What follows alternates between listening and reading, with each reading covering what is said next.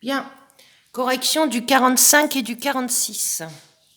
Alors, au numéro 45, on vous demandait comment on passe de la 1 à la 2. Donc, vous voyez que ce triangle rectangle, il a tourné. Donc, s'il fallait répondre rotation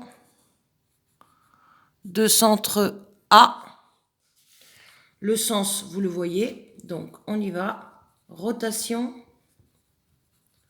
centre A. Et alors, l'angle, par exemple, ce sommet là, à l'angle droit, va se retrouver ici.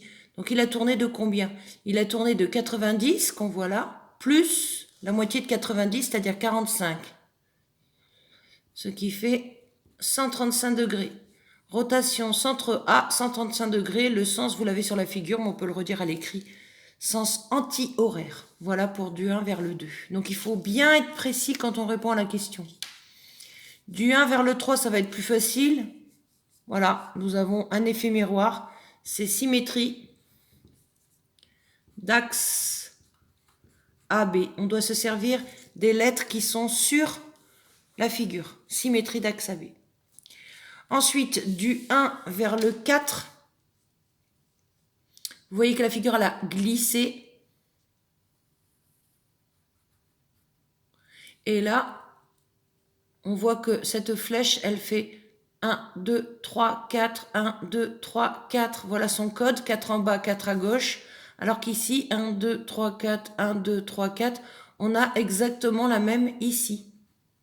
Donc en fait, il fallait dire translation qui transforme A en B. Donc voilà la réponse.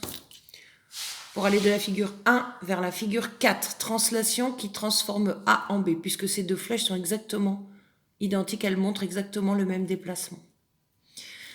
Figure 1 vers la figure 5. Ah bah de toute façon, je ne me tromperai pas si j'écris homothétie, puisque c'est la seule qui grandit ou rapetisse les figures. Alors, comment trouver son centre?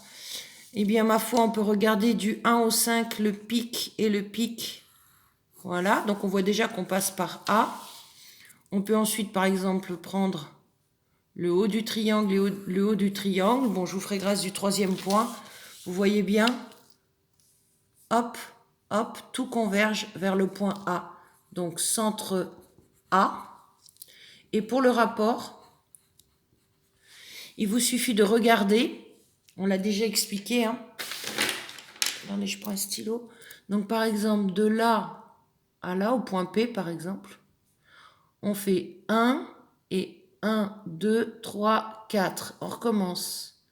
1, 1, 2, 3, 4.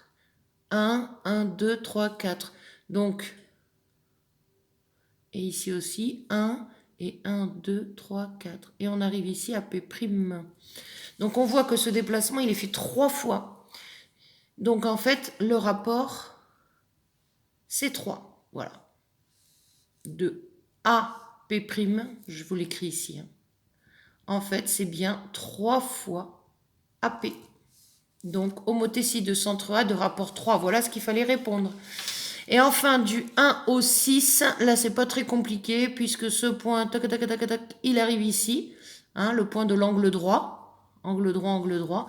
Donc, c'était une symétrie centrale de centre A. Donc, attention, cet exercice, il avait l'air tout simple. Il n'est pas tant que ça. Il fallait bien s'exprimer à chaque fois et bien avoir juste dans vos écrits. On passe au numéro 46, qui est archi classique d'un brevet. De toute façon, ça a été pris, je crois, dans les sujets brevets du livre. Donc, je vous ai refait la figure initiale, l'axe, avec la figure A, B, C, D, E. Et c'est parti. F1, translation qui transforme A en C. Je vous ai fait la flèche. Donc, 1, 2, 3, 4, 1. C'est parti. Le point A va se retrouver ici. Donc, à partir d'ici, on redessine. Normalement, à la règle, je le fais à la main pour que ça aille plus vite. On redessine exactement la même figure puisqu'elle a glissé. Donc ça, c'est F1, l'image de F par la translation qui transforme A en C. Voilà, le point A a glissé ici et on redessine. Rotation de centre A et d'angle 90 degrés pour F3. Donc il faut tourner comme ça. Donc 90 degrés, donc vous imaginez que le E, il va tourner de 90 degrés. Donc c'est comme si mon crayon, hop, il tournait de 90 degrés. Donc diagonale, diagonale. Hop, hop. Voilà, on va arriver, le E va arriver ici. Ensuite, il y avait un petit... Alors, où l'élève est doué et il fait un peu ce que je suis en train de faire, c'est-à-dire qu'il recopie la figure qui en fait a tourné de 90 degrés, il l'imagine comme ça. Voilà. Après, je vais vous dire, on prend le papier et on fait ça, vous l'avez la figure à 90 degrés. Ça, c'est comme vous voulez. Ou alors, vous prenez tous les points, mais ça fait beaucoup de travail, moi, je trouve. Donc, on arrive à F3. Ensuite, on a raté dans l'histoire F2, pardon, symétrie d'axe FH. Alors, on fait comme les sixièmes. On met bien l'axe en face et on y va. Lui, miroir, ça fait ça. Ensuite, couché, ça veut dire debout, comme les sixièmes. Ensuite, on arrive à ici, le petit bec un peu comme un poisson, quoi, on va dire. Après, là, c'était couché, donc ça veut dire 3 carreaux debout. On prend la règle, si on veut, et hop, on arrive à là. F2. Voilà, on avait raté la symétrie axiale, comme un miroir. On passe maintenant à F4, symétrie centrale de centre H. Alors là, c'est pareil, vous avez le centre ici. Vous avez la figure ici. Donc, où vous prenez un point, par exemple, c'est 1, 1, 2, 1, 1, 2. Nous l'avons révisé dans le cahier de leçon, donc je ne vais pas tout réexpliquer. Et à partir d'ici, on lui fait faire la tête à l'envers. Alors, il y avait comme un bec de poisson. Alors, on peut s'aider aussi, par exemple, en s'amusant, n'est-ce pas? Hop, demi-tour. Donc, la bouche sera ici. Donc, en dessous de la bouche, il y avait un trait horizontal, 3 carreaux, horizontal, 3 carreaux, la tête, un carreau, et hop, on relie. Voilà, on peut s'en sortir comme ça.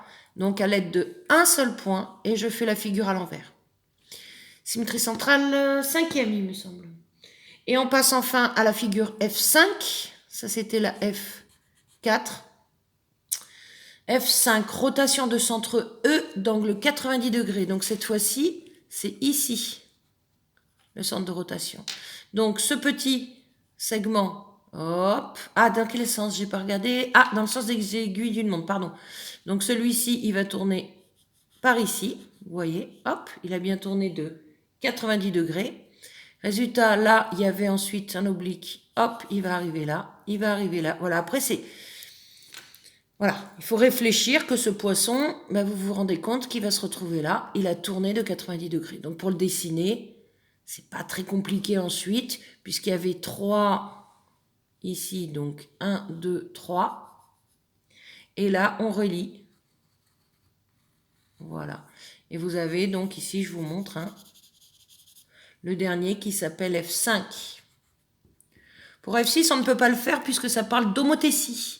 Donc, je garde bien évidemment ma feuille, je vais vous la mettre en PDF sur Pronote, mais on continuera avec l'homothétie. Voilà pour le numéro 46, page 203.